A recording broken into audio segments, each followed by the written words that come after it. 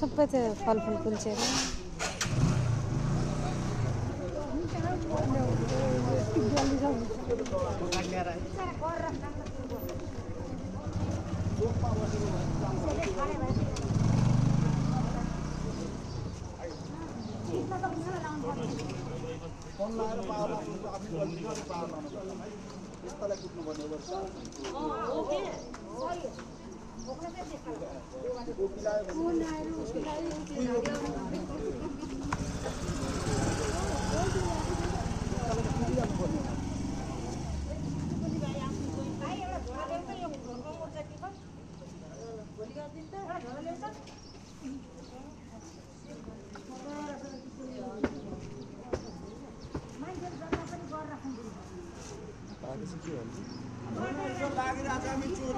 पैसा चेन्ज गरिदिनु सारिदिनु न भने अरे अनि उहाँले छैन भने अरे खै के भनाभन भयो होला अनि उहाँले घोप्ट्याइदियो अरे क्या ऊ त्यहाँ एकजना दाइ भइसन्छ यहाँ पसलको रे उसले चेन्ज गरिदिनु 10-10को दिनु भने अरे अनि खै अब मैले त सुनिनँ म आउँदा घोप्टिसकेको थियो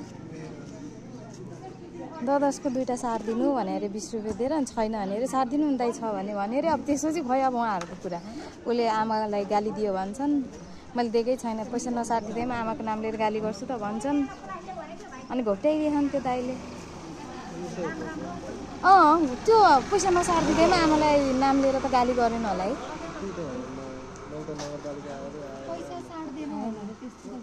भनेन होला क्या त्यो मान्छेसँग मैले फलफुल किनिरहेको हुन्छु त्यस्तो त्यो मान्छे त त्यस्तो छैन बिचारा बुढो मान्छे होइन यस्तो के चेन्ज छ भने सारिदिनु न भनेर छैन मसँग भन्दैमा आमाको नाम लिएर गाली गर्छ त अब फलफुल बेच्दै हिँडे दिमागै नभएको त होइन होला त नि राम्रै मान्छे होला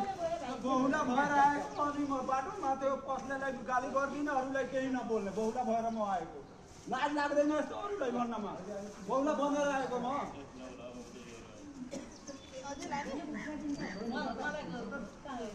खानेकुरा चाहिँ यस्तो गर्नु नहुने भन्ने कुरा हो क्या अब जे भयो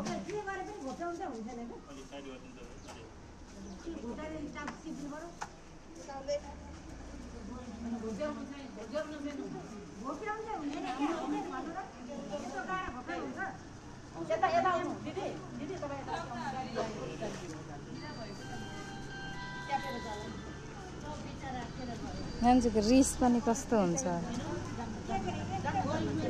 मलाई चाहिँ पत्यार चाहिँ लागेन पैसा चेन्ज नगरिदिँदैमा अब आमाको नाम लिएर गाली गर्यो भन्नुहुन्छ उहाँले अनि घोट्याइदियो भन्नुहुन्छ त्यस्तो त खै अरू मान्छे पनि थियो अरे फलफुल किन्ने तिनीहरूलाई फिर्ता दिनलाई नपुग्यो उनीहरू गइसक्यो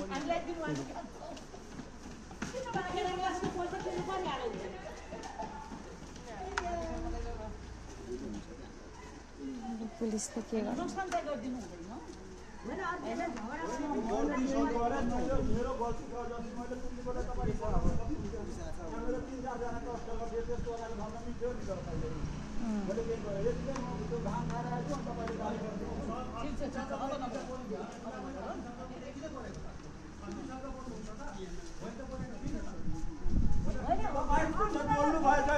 मैले बोले छैन त्यति त ल्याएर पल्टाइदिनु भयो किन असली शब्दमा बोल्छु